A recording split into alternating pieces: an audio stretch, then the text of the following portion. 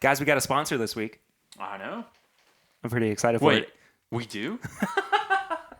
Feigning excitement. This week's episode is brought to you by Distilled Experiences.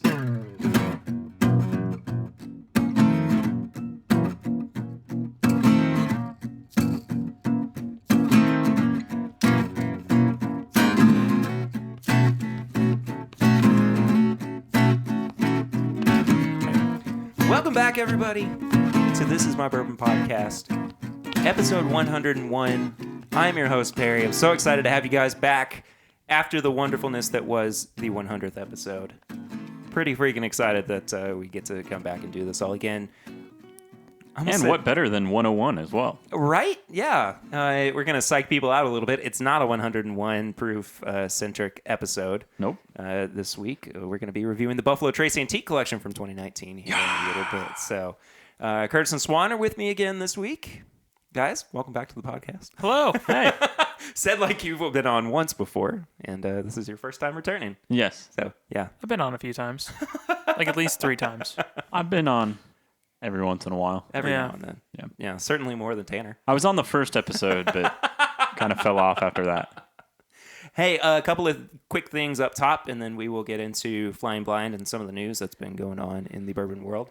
First and foremost, if you guys could do us a huge favor and head over to iTunes and give us a 5-star rate and review, if that's your platform of choice for listening. We're going to start pushing that a little bit more, just trying to get people talking more about the show and getting more people working into the algorithm or whatever it is. Trying to expand the family. Yes, there we go. Yeah. Thank you. Sometimes Swan picks me up when I'm down, and that time he just did it. I don't know if down's the right word there, but anyway. Also, we, as I mentioned in our 100th episode, are going to be doing our very first charity campaign coming in November. On November 1st, there will be a link posted to Movember, which is where you will be able to donate to that organization where they do all sorts of great things for men's health and men's mental health. We'll talk about that a little bit more in the coming weeks. I'm super excited for that. But yeah, be on the lookout for it. That's all I got up top, other than Flying Blind. Guys, whiskey at the ready. It's very honey. Yeah, I Very like this. honey nose. Mm-hmm.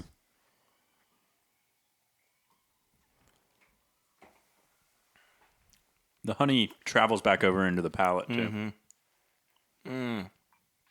Has that good mouth feel, too. A little bit of that drip, man. that oily. Man, and as it kind of gets into the finish, it's very like graham crackery. It's a lot of subtleness too. Like there's nothing really like jumping out at me on this. And it may be because last night I had some Bookers, so like this is Are your taste buds still there? toned down. or- Yeah, kind of like toned down a little bit. Yeah. We'll talk about Booker's here and what we've been drinking recently too. But this is, my goodness, this is spectacular. That's So good. one of the reasons I love this so much is because it takes one of my favorite bourbons and it ramps it up a little bit. This is Wild Turkey Kentucky Spirit, and it's from the old bottle. Turkey tail. What I love about this, and I think I've said it 1,000 times before, but this is basically a single barrel version of Turkey 101. Yeah. So there's your 101 proof, guys. Are you happy? No, I'm just kidding. We got We made it. Yeah. we're going to be drinking a couple more 101 proofers as we're talking before we get to the review of the antique collection and all that. But this was a gift shop release from Wild Turkey. Okay. I cannot remember any of the details on it, nor can I tell them to you because they have been rubbed off of the neck label. But that's okay. It's good. It's Yeah, very it's from the really gift good. shop. It's very good. Yeah. Well done, Wild Turkey. Anyway, quick and easy, Flying Blind. We just wanted to get us kind of loosened up and ready for this awesome review that we've got in the pipe. So, guys, what have you been drinking recently? I've been drinking Whistle Pig. Wow. That's out of left field. That's way out of left field, but I've been drinking not Whistle Pig. expecting that. Yeah. Well, it's because my a family member of mine, they were talking about Whistle Pig, and they were saying, "Oh, if you see some, get some." And so I got it, and then we cracked it open, and man, I kind of liked it. I was surprised. I don't think that's a bad thing at all. I think it's really good. No, not at all. You're allowed to enjoy it. It's fine. yeah, It's it pretty just good stuff. You're wrong, but it's fine. No, It was just surprising for me because usually I'm not a high, rye guy, but they're doing it right over there. It's really good. The spiciness of it. I got to try the 15-year at Bourbon on the Banks. I've still got that bottle somewhere. That stuff is amazing. Yeah. The price point for me is always gets me a little bit, but I mean, it's worth it. I'm not saying that it's priced wrong. I'm just saying for me personally, I'm like, oof. Yeah. Honestly, you find a good 10-year pick. There it is. You find a good 10-year pick, and that stuff is well worth the money you put in for it. Oh, heck Of course, yeah. If you get the chance to try that 15-year tonight, whew. Yeah. Yeah. There's not a whole lot left, but I don't see why we can't let Curtis. Yeah, no, I'd love to. So Whistle Pig. Yeah, Whistle Pig. I really was not expecting that. I know. I figured nobody was. Usually it's like Four Roses, some Jim Beam, something like that. And yeah, it no, was like, you don't expect it. Whistle Pig. All right. All right. I'm here for it, man. I mean, I think they've got great products. Yeah. But The other one, Willet Pot Still. Oh, did you go pick some up from that place? Yeah, I did. Yeah, Deal. Swan let me know where I could get a bottle, and so I went and got it. I'll tell you where you can get it most often. Or more often than not, rather. I'm interested to see if it's the same. Is it the Willet Distillery? No. Nope, not quite. Because they've got a lot of it. I was there on Saturday. Oh, okay. Yeah. Yeah. No, it is funny though because Willet has kind of slowed down on the distribution. It's kind of like they're kind of putting back some good stuff to really do some special things here soon, which I'm all for. Sometimes you just got to cut back your distribution a little bit. But finding those bottles has been so hard. It's been on the top shelf at places. Yeah. It's Or been behind behind a glass case. cases. It's just been like hard to find. So I've sent Kurt here to just some little place that like nobody's buying anything but cheap vodka and beer. Yeah. They had a pretty good selection, too. They did, yeah. That's actually where I got the Whistle Pig, too. Cool. Yeah. I've been drinking some Bookers, some older Bookers, a 2013 7-year. Okay. Mm-hmm. Whew, that is good. Thanks, Chad. Yeah, Chad's been very gracious to hand me over a sample, and a generous sample at that, and it is amazing stuff. Yeah, he gave me a sample of that, too. Yeah, and I love it. It's phenomenal. I will say there are better Booker's releases, but this is definitely, it's up there. And I don't know if that's just the age kind of showing on it or if it's genuinely just that release. But it is good stuff. And it's back before they started doing, year dash release. They just had like some weird thing of numbers and letters. And I don't know. You had to look it up on a spreadsheet to find out even when it was from. And Jim Beam Bonded. Can't go wrong with it. Heck no, man. I found one of the old bottles of Jim Beam Bonded recently. I think I told you that or talked about it. Yeah, Maybe on the last week's episode. I can't remember. I think I bought like 2 or 3 of those. I was like, I've got to stock up on these. There's probably no different, but there it is. Yeah. Good and ugly. Gold foil. This was a staple of me when I did my live streams for a long time ago. Is I just had stuff around me and I was just pulling it out of nowhere. Yeah. And Swan's now said there it is twice. Yep. Sorry. Anyway, continue. No, that's it. I love that ugly old bottle of Jim Beam Bonded that I've got. It's good. I constantly reach for it, and I'm so glad they changed the labels on it, but I'm still looking for the old ones. Yeah, I know where some are, so if you need me to direct you there. Oh, I've got a stockpile. Yeah, I'm good. Okay. I'm ready for the nuclear holocaust. I got this. Actually, I don't have food. I have a lot of bourbon. Let's work on the food part, then we can get to the nuclear holocaust. Remember, Swan, non-perishables. Yeah. Bourbon. Bourbon is a non-perishable. There we go. There we go. Bird food. We'll get you plenty of breadcrumbs. Ton of sunflower seeds. Do you like oyster crackers? More of Oyster a crackers. dried cranberry person. But yes. Yeah, all right. We can. We'll do something. We'll start a GoFundMe. Anyway, yeah, I've been drinking a little bit of Booker's too. I revisited Shiny Barrel Batch Oh, yeah? the other day. Guys, I think I might have a contender for my best bourbon of 2019. Oh, The Shiny Barrel batch? Shiny Barrel batch. Okay. Really? See, I've had a lot of people tell me that they much prefer the 2019-3, the Country Ham. I need to side by side them and eventually blind them, but I mean maybe I was just really in the Shiny Barrel mood the other possible. day. But holy crap, man! It hit me in all the right places. Yeah, well, I mean, So- it maybe just needed some time to open up. I mean, it definitely did that week that I reviewed it. Because I think I opened it on a Monday and I finally reviewed it on a Thursday. And the amount of time that it had to actually open did it wonders. But, now this bottle's been open for probably a month or so. But whether or not it, that extra time actually helped it, I don't know. Who's to say? But it's good. I think it's absolutely fantastic. I picked up the Knob Creek Quarter Cask, whatever it's called. Quarter Oak. Quarter Oak, excuse me. Yeah, special release. Picked that up the other day. That we might need to do a review of that soon, because it's very different.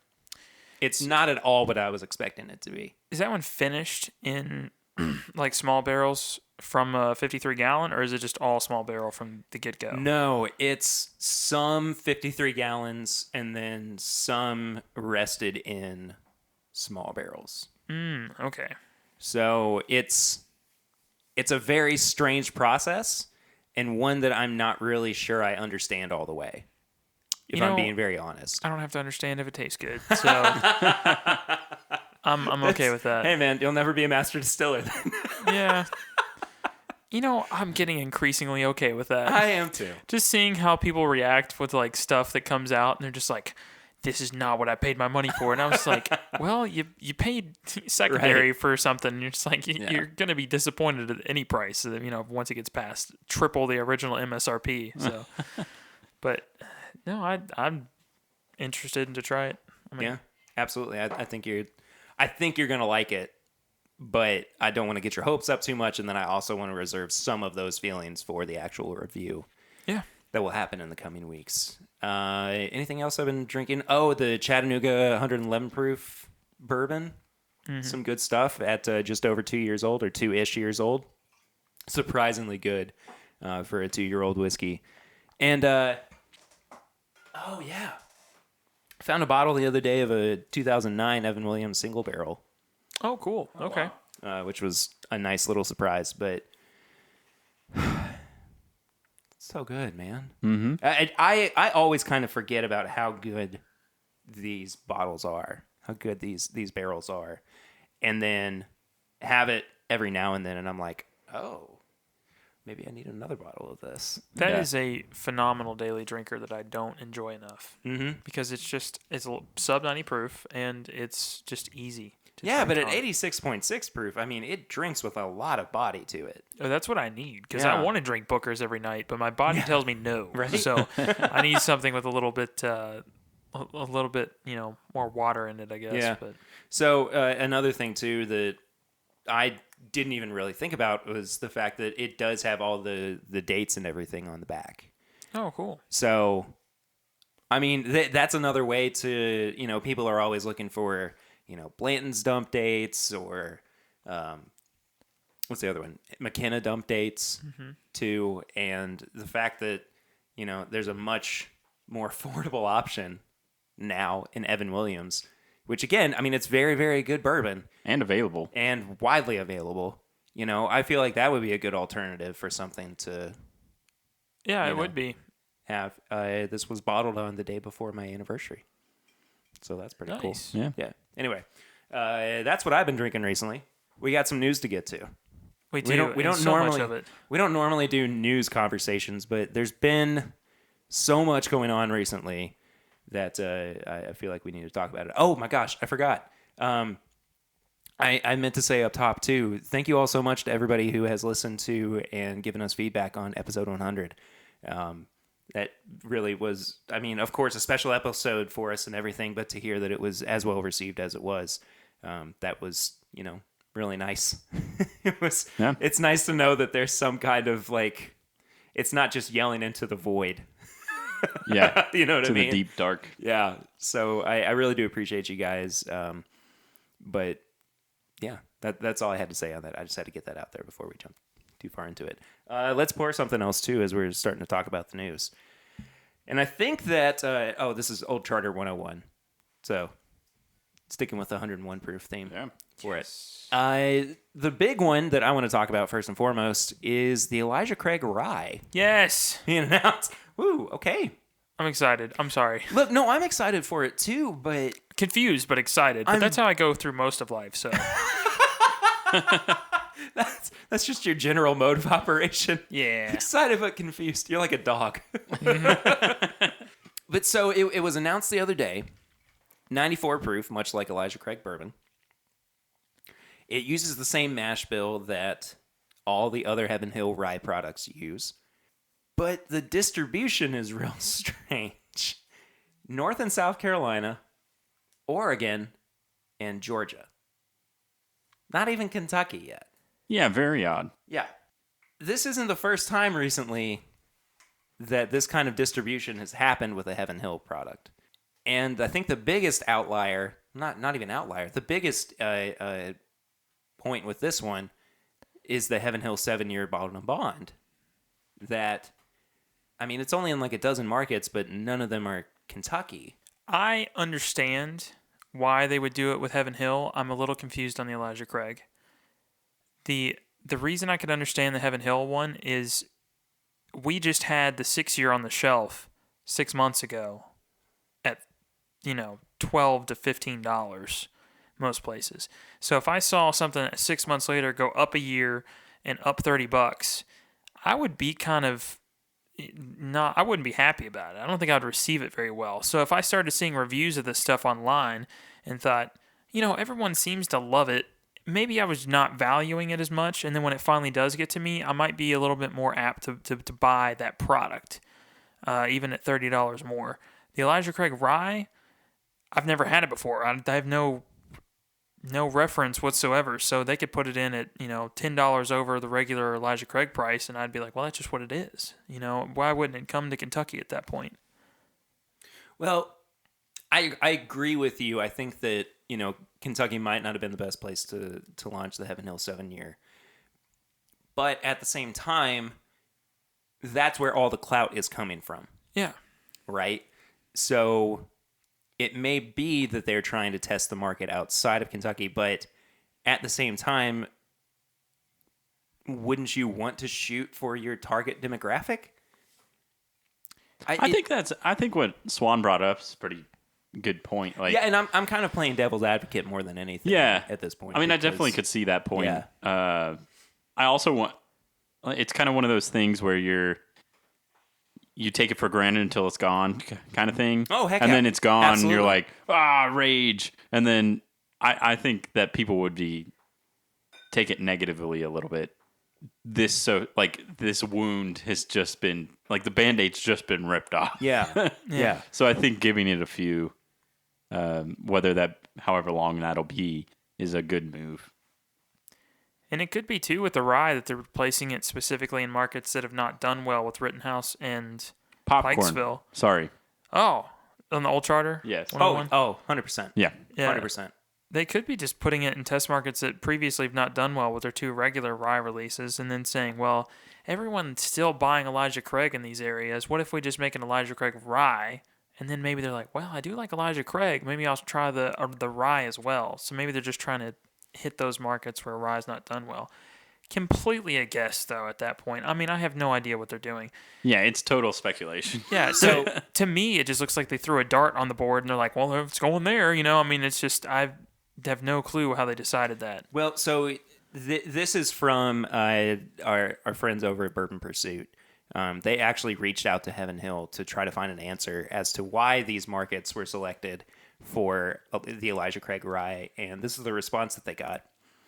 Without getting into specifics, there are brand objectives that dictate our markets and a variety of factors that play into those objectives. If, for instance, we are trying to build sales for a brand in the on-premise, we might look to our best on-premise markets for launch timing. It might be dictated in each state by priorities, but both both ours or our distributors. Excuse me. It might be dictated by the competitiveness in a given market. It could be a deliberately slow rollout of a product due to aged inventory. It's not any one thing. Which of their lawyers came up with that? Yeah. We celebrate Kentucky in everything we do. It's our home. We proudly draw visitors from outside of Kentucky and celebrate the history of it. But if we force ourselves to be required to include Kentucky in every launch, Kentucky rather, not whatever messed up word I said, it might not be in the brand's best interests. The wonderful renaissance of American whiskey today is that it's enjoyed throughout the world and it continues to grow in the U.S. Honestly, I read through this the other day when I saw that it was posted. And then you had to read through it again? Reading through it now and hearing it out loud, I'm calling BS. I mean, that is such a non-answer from a brand representative. Yeah, I'm not saying that they don't. I'm not saying that they don't have a avoiding the reason. They might have a perfectly well thought out reason, and I'm okay with that. What I'm not okay with is going around the question. I was like, are you running for the 2020 election or what's the move here? Yeah. No, it's so frustrating that they're like, we love Kentucky. It's just a lot of Kentucky. It's just a lot of marketing jargon that it absolutely you can't is. understand. No. I understand, but if you have a reason, let us know. And I don't. It sounds like they don't have a reason for it. Yeah, quite honestly, they might. I don't know. But based off of that answer, I don't buy it. I'd like to think Heaven Hill knows what they're doing well enough that they've got a good reason behind it, and that I'm just upset that we're not getting into Kentucky, but that still is a little bit of a weird way to reply to that. But here's the thing. This is not the first time that this has happened. That's true. I mean, they just did it with the 7-year. I mean, I'm sure we had the same kind of discussion. Why is it being distributed kind of oddly, So the question stands, the question needs to be posed rather, has Heaven Hill lost touch with its main market? Or to put it in a way, I saw somebody say this in a Facebook group the other day. Have they forgotten who brought them to the dance? Mm-hmm. Yeah, so basically how I can kind of see it is that they are trying to get a new market, a new audience, and really pull them in and have them lock into the brand of Heaven Hill. Whereas, they already know that Kentucky and the market there and the audience there, they already have them. You're going to continue to drink Heaven Hill products because that's what you've always drank. There's still those products out there that you can have. So that's how I see it. I don't disagree with you, but if Kentucky's the market that they know is tried and true, why wouldn't they release those products there in the first place? Well, the only reason... and again, I understand with the 7-year bottled and bond, but it doesn't make sense to me why a new product like an Elijah Craig rye, and by the way, Heaven Hill ryes have done super well. Yeah. Rittenhouse rye is amazing. Pikesville rye people love. We had the Parker's Heritage rye. I had it with Chad and Sarah a few weeks ago, and it's fantastic. So, what is it? I guess I'm just not seeing the bigger picture in this case. But Elijah Craig's a recognizable name, right? Rye whiskey's really taken off again. Mm-hmm. So, what is it that's keeping them from releasing a new product like this in Kentucky? I don't have the answer to that. I know that's the thing. Yeah, I agree. It's mind-boggling. That's just one of the answers, one of the reasons that I could, speculate on maybe that's what happened. Yeah, and I don't disagree with you. Which it could. That could be a reason. Yeah. I don't know if this is a thing, but is rye more prevalent outside of Kentucky at any point? Pennsylvania, people tend to really lean towards rye. So maybe that's a cause. Get them on board first that are more prevalent with rye than... maybe Kentucky is. Maybe those are a couple answers, but I would like to know. I would too. I would like to actually know. And I would like to know outside of the crap non-answer that was given to Bourbon Pursuit. Yeah. Too. I mean, and also they could be trying to prevent kind of like what happened to Old Forester. They put out 1910 and they put a lot of their distribution in Kentucky, and it just went to the point where it's like, here's a brand new release. We're going to add it to our stuff that's always on the shelves. And then within like 2 months of release, you just like didn't find it. I would challenge that by saying that 1910 was produced in a very specific way. Yeah. Whereas the rye is literally just a rye whiskey that's been aged in new charred oak barrels for a given amount of time and then released. Yeah, and they said that it could be an issue of product not being there, but that's not the only reason. Again, Kentucky should still be included. And gosh, I sound like I'm whining. I feel like I sound like I'm whining and complaining, like, oh, everybody else gets to play with the toys. Why don't I get the toy at recess? But like, I don't care if I don't get it immediately. I just want to know what their reasoning is behind it. That's what has really befuddled me more than anything. Yeah. So we'll move on from from that to another bit of controversy, which is the Baker's 13 year. I'm excited, but I'm cautiously optimistic. Yeah. So everyone knows the big question that I've seen asked on Facebook pages repeatedly is, why would I pay $99.99 suggested MSRP for a product that's from Jim Beam that's 13 years old that I can go to get 13-year pick of the Knob Creek single barrel for half that? Yeah. Why is there such a big price difference? And honestly, I can see why you're upset, and I really hope there's a notable difference between a Knob Creek and the Baker's. The Baker's is going to come in at, what, 107? Yes. And the Knob Creek's going to come in at 120? Mm-hmm. But, if I have just a regular Knob Creek 9-year-old and a Baker's side by side, aged 7 years, I genuinely think there's going to be a difference. And I will probably prefer the Knob Creek, but there's people that are going to prefer the Baker's. And there's a specific profile, and I really hope that they've kind of made their own lane in that 13-year Baker's profile. If they have, charge more for it. It's a really nice bottle. That's going to tack on to some price. They're doing single barrels now. That's going to tack on some price. As long as there's enough definition between a 13-year-old Knob Creek pick and a Baker's pick, go for it. Jim Beam deserves to make a little extra money. A lot of their stuff's been cheap. I've said it repeatedly. Knob Creek single barrel is one of the best deals in bourbon. Absolutely.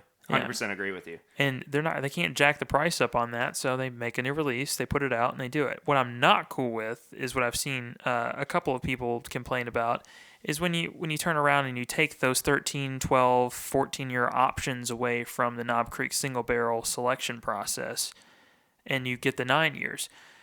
I want those to be an option, but I'm not super devastated by it, knowing that like the Bourbon Karma picks 9 years and it's phenomenal. Mm-hmm. It's just it's so hard for anybody, any content provider, any bourbon distillery, any person that puts anything out to give a consumer something and then have to take it away.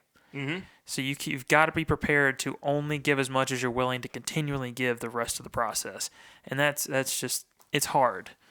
It's very hard, especially because they've probably eased up over years. It's like, we'll do a 10-year pick, 11, 12, I think 13, as a 14, bourbon 15. industry as a whole, that's kind of been a problem, I'm sure, for a lot of distilleries is, we've been giving them everything. Yeah. Now we got to scale back just because the boom hit. The boom Yeah. hit, yeah. Yeah. I don't know if I can put it any better than you did, Swan. Yeah, that was perfect. Quite honestly. I do want to talk about the redesign from a graphic design standard. Have you seen it? No. Okay. Ooh. It is drastically different. Yeah, you've got a bottle. This is You got a bottle there. completely different. Yeah, I remember the old bottle. Yeah. Wow. Yeah. Uh-huh. And I've actually seen this on the shelf. You've seen the new one on the shelf. Yeah, Really? I have. I didn't realize It's coming it was out yet. quick. Yeah, no like kidding. they did the press release, and the next week it was on the shelf places. Yeah. I've seen it on the shelf recently. Initial reaction? I like it. I mean, it's very clean. It's very. I feel like it's a continuation of what they've done with the Knob Creek. Yeah, they've kind of made it sleek looking. They're just make it sleek, make it more simple, more modern. It doesn't have have that feel of this old weathered paper look that they used to have on pretty much everything, like Knob Creek. Knob Creek used to be that like cut paper, you know. Yeah, those little craft scissors you used to be Yeah, able the to get. yeah, exactly. Like Yeah, I love those. yeah, like the craft scissors paper. And I mean, the Baker's actually has that too. The old one does along the edge. I mean, it's a Exactly. lot smaller, but yeah, I think it's just a evolution of the brand of making it more of this modern, sleek looking feel. Probably to be more in line with Jim Beam as a whole as they grow through their process. I like that it's the same bottle as Legent, or at least very close to, but is it close. looks so more updated. Yes. does it? Is that a metal top for the I think cork? it's probably faux metal. Yeah. I think that they're probably using the same kind of idea that they did with the old stickers that went on the Knob Creek bottles. Mm-hmm. So that kind of thing. Yeah. I imagine that it's something similar. That it's not Actual. it's not a real metal stopper. But my question though is, did they need to change the bottle style? I think so. Baker's is very overlooked, in my opinion. I totally agree with that. Yeah, and I don't know if it's the bottle. no, it's probably not the bottle. I think it's honestly they've got so much in their lineup. This is just kind of like the redheaded stepchild in the gang. It's just not. It's no one's go-to out of the lineup they've got. I do think that like the bottle change is good, but I don't know if I would do it to the Bookers ever. Oh gosh, It's so iconic. See, I think that's why they changed this bottle.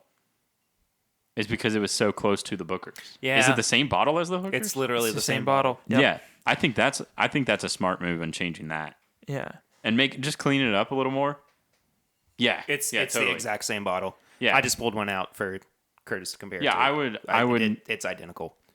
I've looked over Baker's 1,000,001 times. I will say though, I'm still such a huge fan of the small batch 7-year that I'm probably gonna go out, and if it's still out there, and I'm sure it is in a few stores, buy 1 or 2 bottles of that, because I don't want to. I'm kind of upset that that's gonna go away. I don't know if it's going away. Is it?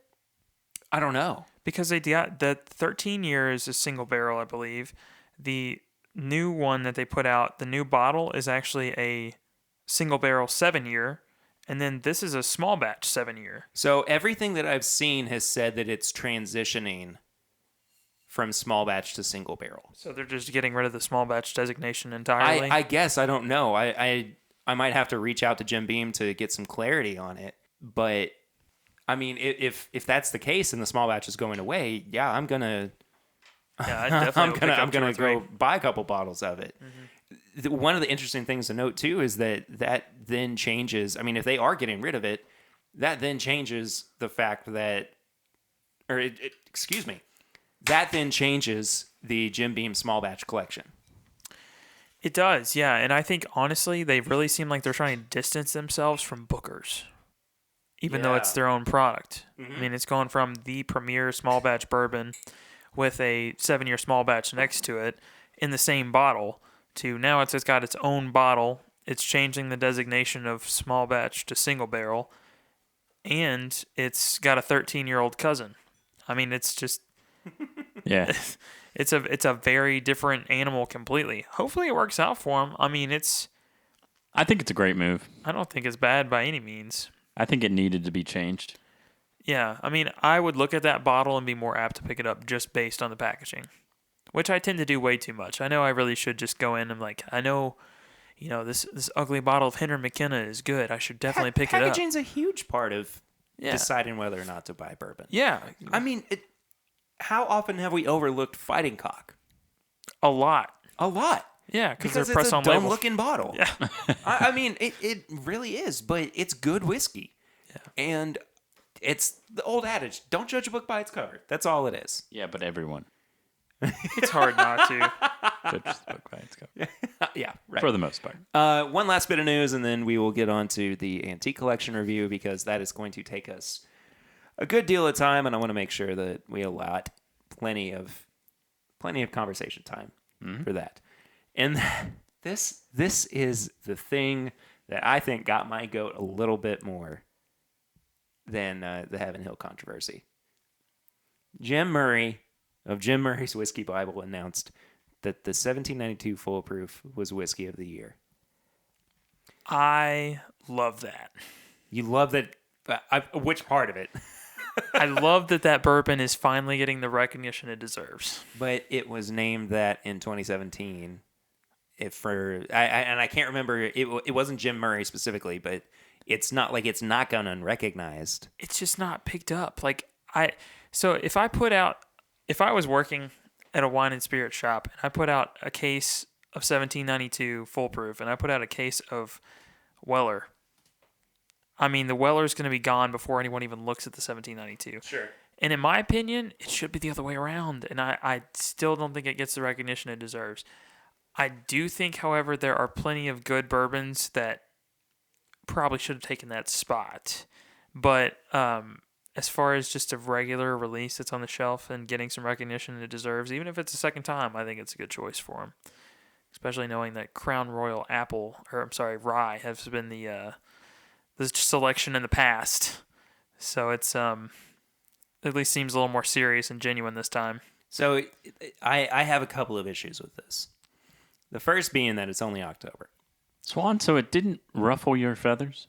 It ruffled my feathers a little bit, but I'm still excited. It was more of a, like when So it got Terry's goat, but didn't ruffle his feathers. Didn't ruffle Swan's feathers. Right. It's like when somebody comes up to you and tussles your hair. Yeah. You're like, hey, champ. So Perry's a turkey now. I'm a turkey now. Swan and I are mortal enemies. Okay, what am I? We need to figure that. I don't know. We'll get back to that. Speaking of turkey, we did pour a little bit of a 2006 Wild Turkey 101. Anyway, there were a couple of things that really, really upset me about this. The first, of course, as I said, it's only October. 2019 is not over yet. Yeah, I don't like that. No, that bugs me. The other thing, and boy, we've been taken down. We're just jumping from major distillery to major distillery tonight. This is the 4th or 5th year in a row that it's been a Sazerac product that has won. That's true, yeah. And that's kind of worrying in my book. It is. I think that Sazerac puts out quality products, but if you handed me, again, Weller and this, I would probably, pick the Barton out of it, and then even more so if I were to go and pick up some Elijah Craig barrel proof and then try Stag Junior next to it. I mean, everyone knows my preference already. Mm-hmm. There's definitely better stuff out there. I don't know. I mean, it could just be that's his palate. Maybe, I don't know. I'd like to think that it's not the conspiracy you may be alluding to is not there. And I'm trying not to put my tinfoil hat on. Yeah, I really am. But this came out of left field for me. It seriously did. It's not a product that's new to the market.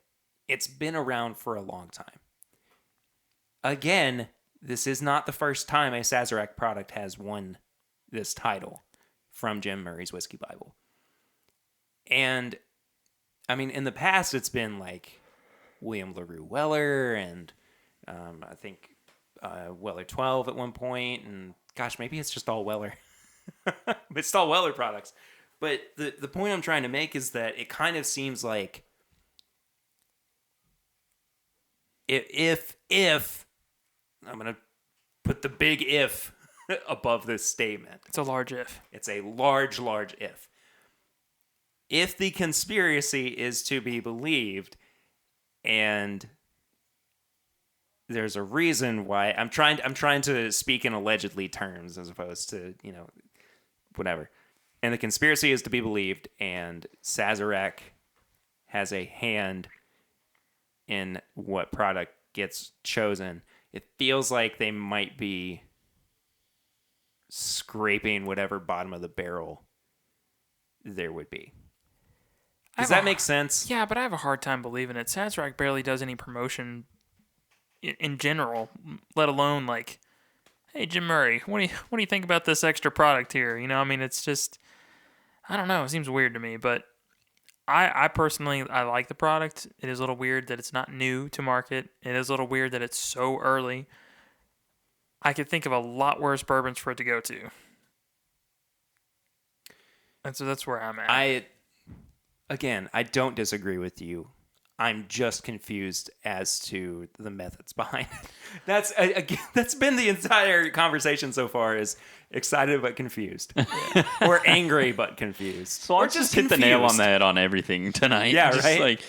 Just excited but confused on everything. I'm telling you, Perry, just get used to it. This is how you have to go through life. After like 21. This is a life lesson. Yeah, after 21 and you're an adult that's been handed a drinking license, just get used to being confused. Why are you giving me life advice? I'm older than you.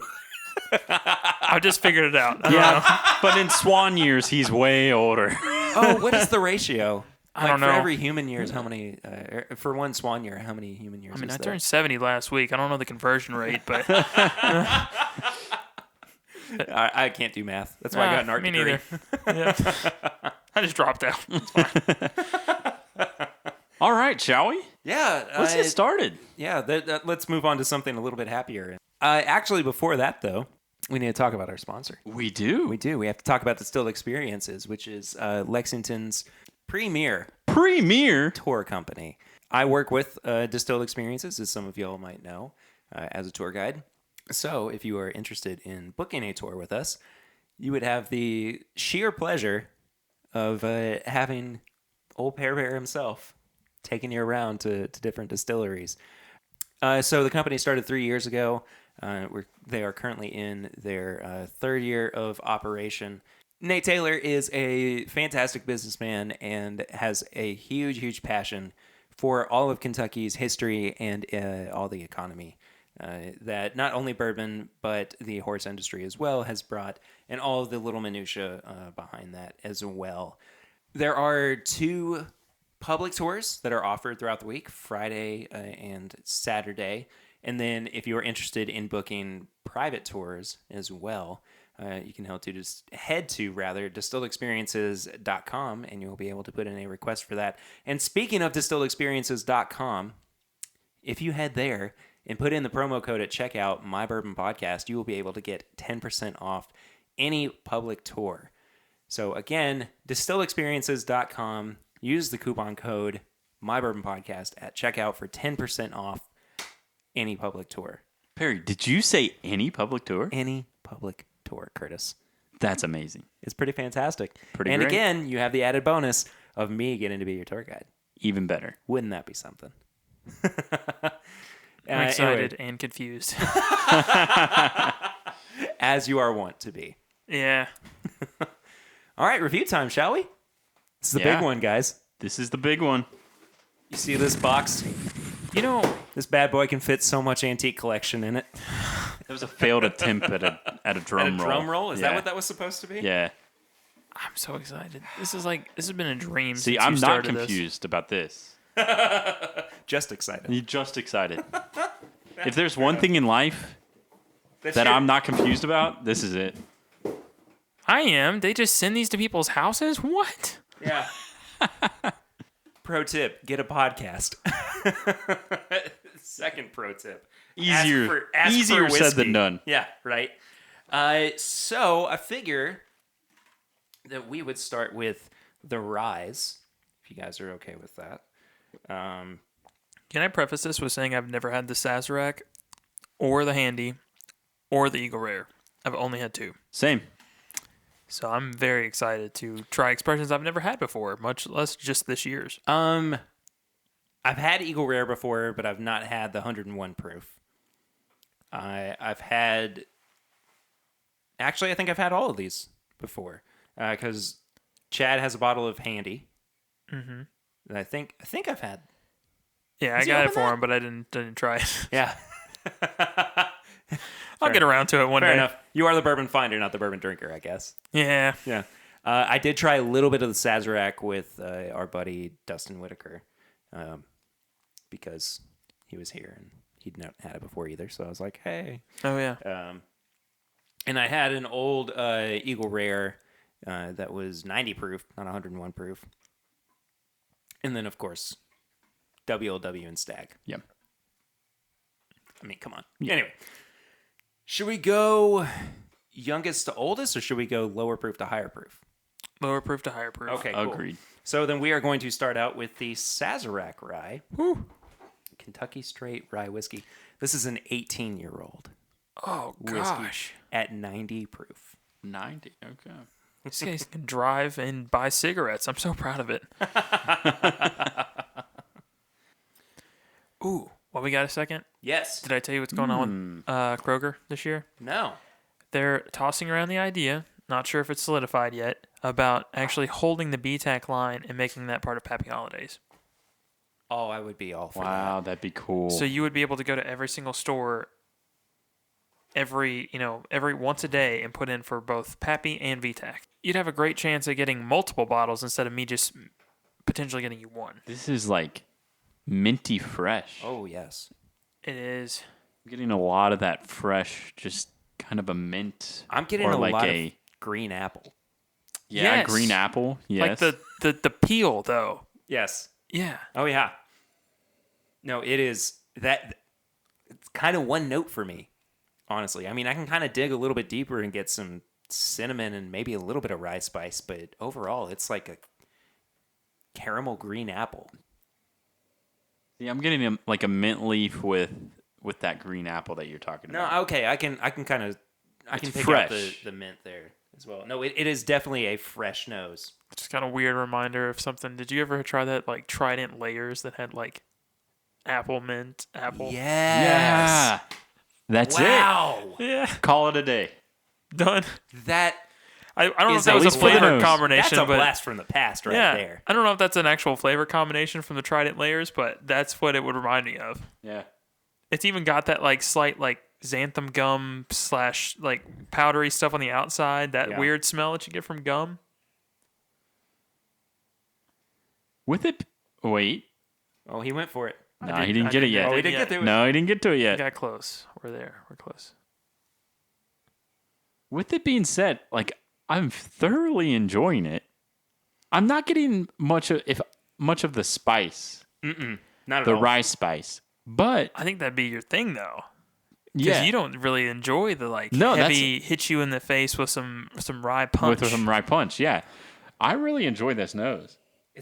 It really And is I- very pleasant. With that being said, I do hope that on the palate it starts to open up and really like give me some of those traditional rye Yeah. notes.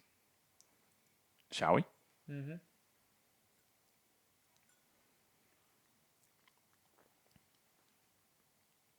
Oh, that's phenomenal.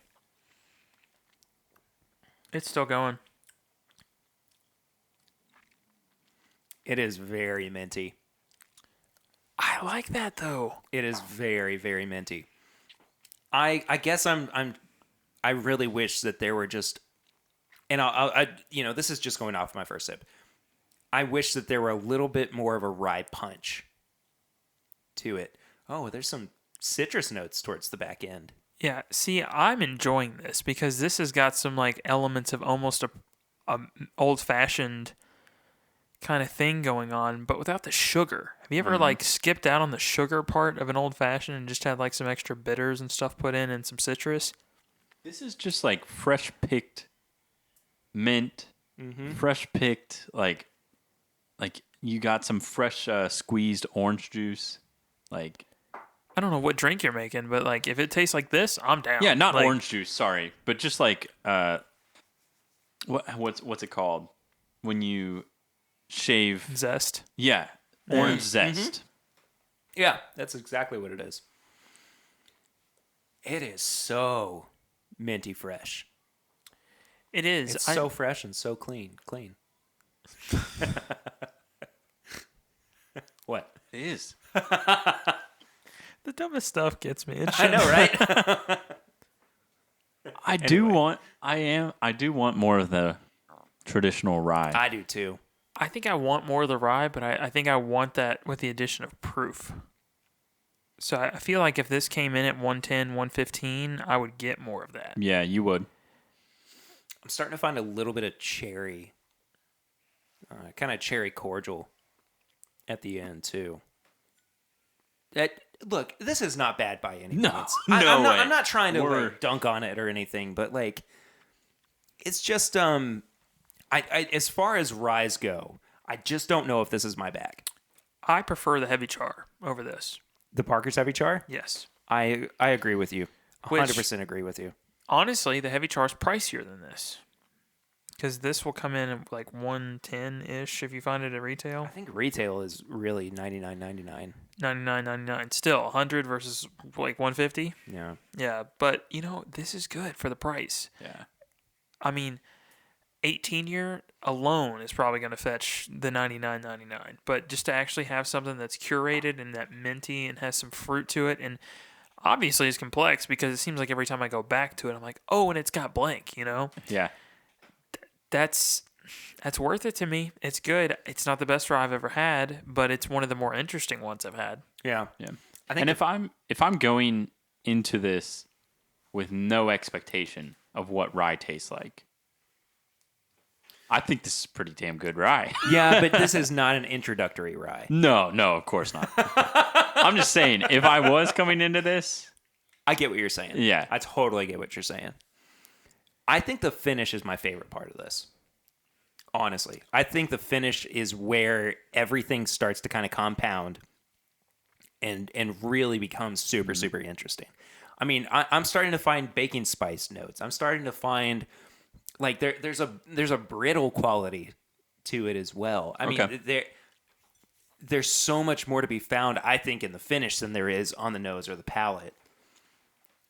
But that being said, there's still really complex and interesting notes on both of those.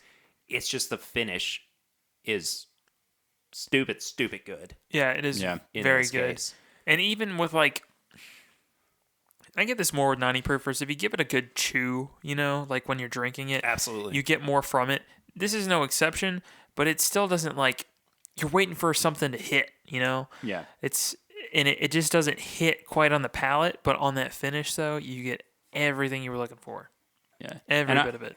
I feel when we always have these Buffalo Trace antique collections, taking a step back and looking at the overall of what they're doing, when you look at the overall of this, you got the nose. The nose is very minty, very fresh, like very it's just very fresh. It's very yeah. That's what you're predominantly getting. Then you get to the palate, and it's a little bit more of the same, but then it makes it more complex and have the orange zest has more of those, more of the spice rye. There's not a lot of it, but it starts to evolve. And then the finish, like you said, it gets the brittle, it gets all that kind of stuff. Right. I feel like that's with Buffalo Trace Antique Collection. That's what they do so good. Yeah. Overall, you just have so many different experiences and coming back for more. And I want to go back and have this, nose this just because it's so fresh. Yeah. Would you make a candle out of it? I would make a candle out of it. Yes, it's resurfacing. Honestly, and it could be because we're about to pour some of it. Thomas Handy, they have 2 ryes to put out, so they sometimes have to hit opposite ends of that spectrum so they can really call these 2 different releases. And because if they were both minty fresh, I'd be like, well, one's just a Sazerac and then Sazerac Plus, Sure. So they've really got to hit opposite ends of that spectrum to make them, different.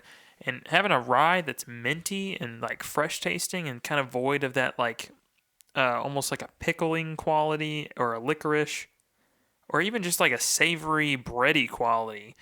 I mean, that's pretty far left field as far as ryes go. So, And like you said, these aren't beginner ryes. Oh no. Oh no. So I know it's a little tedious to go through each of our categories. So I'm gonna say we just kind of give it a total score Yeah. on each of these. I'm feeling a 14 out of 20 yeah, on the Sazerac. that's right where I was at. And honestly, the price is pretty good. I think I would give it like a 3.5. You give the price a 3.5? Yeah. just because it's so unique in 18 years. I mean, you got to take that into consideration, especially for a rye, because there's so many people that are like, well, rye kind of ages a little faster. Let me make it a 4-year and throw it out and call it premium. You know, I mean, So is in this case, is the price going to change for you all from whiskey to whiskey? yes. Yes. I'm trying to figure out. I am leaning towards yes as well. If I don't feel like the whiskey is worth $99.99, I'm going to take that into consideration. That is Yeah. one of the more interesting, complex ryes that I've had. Yeah. And I think that's worth noting and worth paying more for. Yeah. I think that's fair. I think honestly, all of these usually deserve what the price is. Yeah. For me, I think so too. I think the price stays about the same for me. The price rating, I just feel like it's about the same. Yeah. So what would you give the Sazerac rye? I would probably give it a 15. Yeah. Or a 15 and a half. Yeah. I enjoyed it, I think, a little more than you guys. I just really liked the fresh feel and notes that you were getting.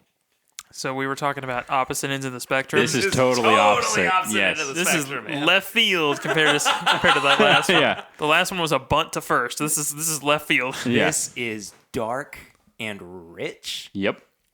and just caramel heaven. Caramel and oak. This is the perfect blend of caramel and oak notes. It's phenomenal. I mean, they intertwine so well and play so well off of each other that shoot, man. And it's bready too. There's some like bread quality to Oh, it. heck yes. A rye. Just say like a rye bread. Rye bread? Kind of like a rye bread. No way. I wonder why. And now I'm starting to pick up some of the mint notes. Yeah. I'm getting some of this I have to kind of get into saltiness it. too. Like More of a salted caramel? Yeah. Yeah, I can definitely see that. And And what's the proof on this? this is 125.7. Ooh, okay. I'm not getting the proof on that. It hides it pretty well. Yeah, I would have said every bit of 110. No, that's. Whew. Ooh, no, I'm getting a little bit of ethanol, but it's so subdued compared to some of the other ones I've had up in this range. This is one of the best noses I've ever experienced. This is one of the better noses I've had on a rye period. Yeah. Yeah. I mean, this is like a 4.5 nose for me. Wow. Uh-huh. Okay. That's And impressive. this is whiskey number 2 out of 5. yeah. I'm going for it. I am too. That's what I was missing from the Sazerac. Yep. Holy crap. That finish. Oh. See, I think the palate is where it starts to get more of what the Sazerac had on the nose. I think that you get more of the mint, I agree with that. but has that rye spice, like rye punch. I'm going to need a second sip of this because mine, I got a lot of flavor, but it was very ethanol heavy on the tongue, but we also did just jump up. Oh, how yeah, many for proof sure. points. So I'm definitely going Me to have too. a second sip of it.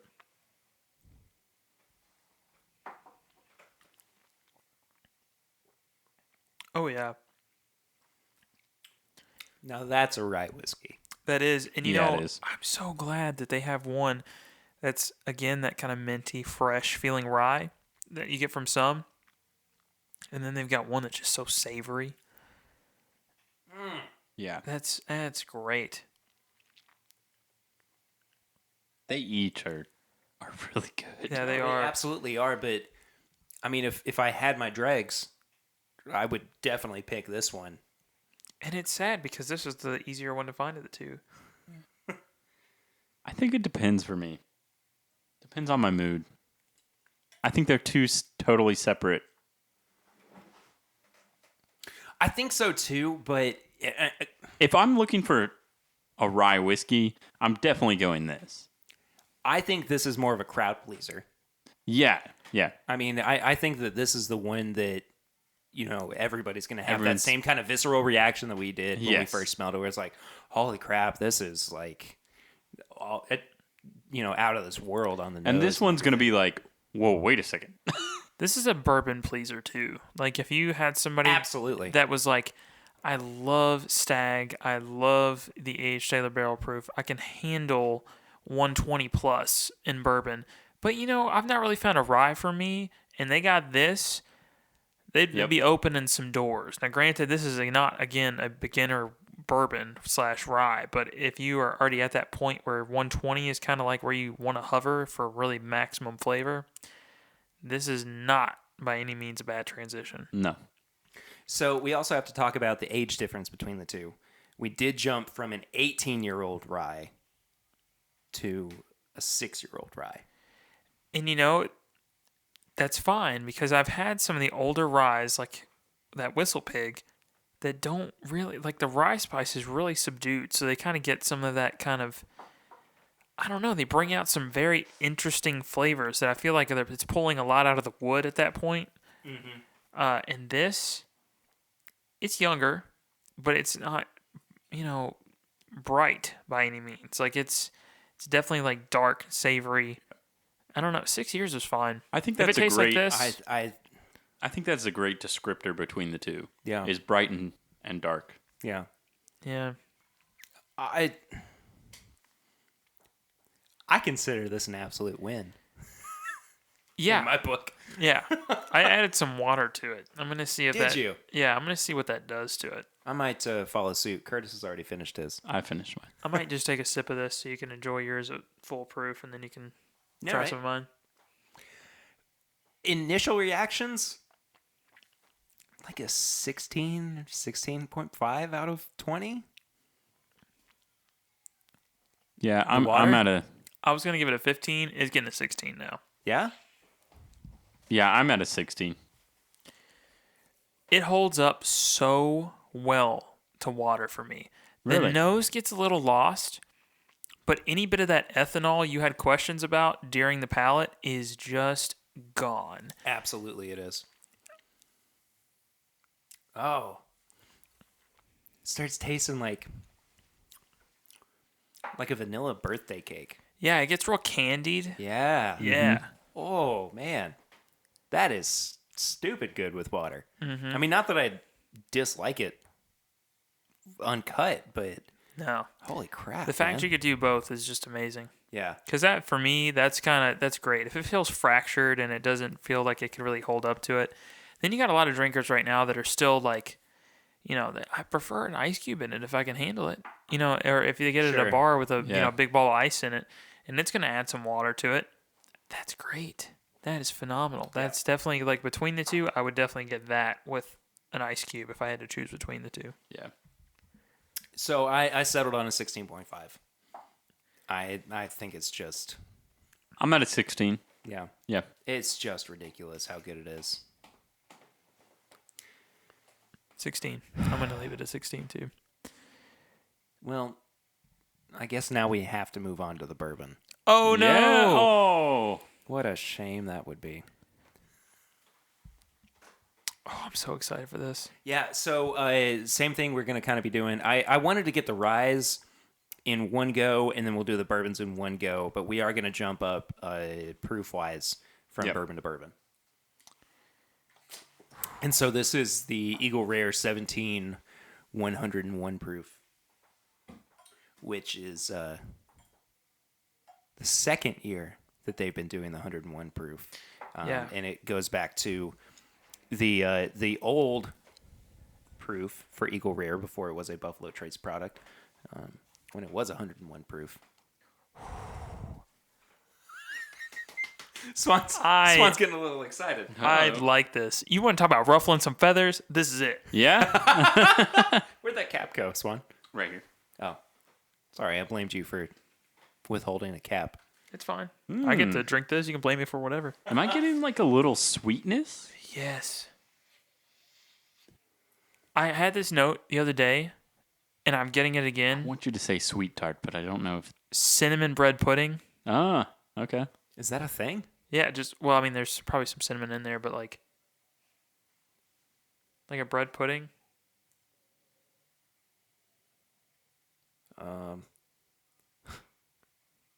What are you getting? Cough syrup. Oh, What? interesting. No. I'm not getting cough syrup. I'm getting like a real medicinal quality. Well, I guess I'm a in the little- 1930s I'm or a so, little less enthused by this. 1920s. I'm enthused by this personally. I I think it's good. I want to see what the palate. There's nothing specifically jumping out at me. cinnamon bread pudding. I'm getting like a bready quality. Okay, I can kind of. I'll tell you what I'm actually. So there's that medicinal note that I'm picking up, but I'm also finding cinnamon rolls with the whatever the icing on top. Yeah. Okay, I'm getting oatmeal raisin cookie. I could actually see that. This is weird too. Like More of a cinnamon roll. yeah, like the distance between where I smell this and the Glencairn really makes a big difference. It Like the absolutely does. further I go out, the more notes I get. The further I go in, the more like kind of muted syrupy stuff I get. I cannot put my nose right in the glass. No. I really can't because that's where I'm really truly finding those like Medicinal? cough syrup notes. Yeah. This is so weird. I've not had this. I've had somebody actually give me a sample of coffee beans to nose before, and they said the distance between where you put your face in is really going to dictate it. And sure enough, you put your face in, and it's just like dark roasted coffee, and you start pulling it out, and it's more of like a bourbon ball-y smell. And it was kind of strange, but I get that with this too. I didn't think that was a thing for bourbon, really. Speaking of bourbon balls, there is a little bit of a nuttiness to this. Kind of Yeah? pecan. Mm-hmm. Actually. Pecan, really. I'm going to just drink it. I'm full out getting the oatmeal raisin.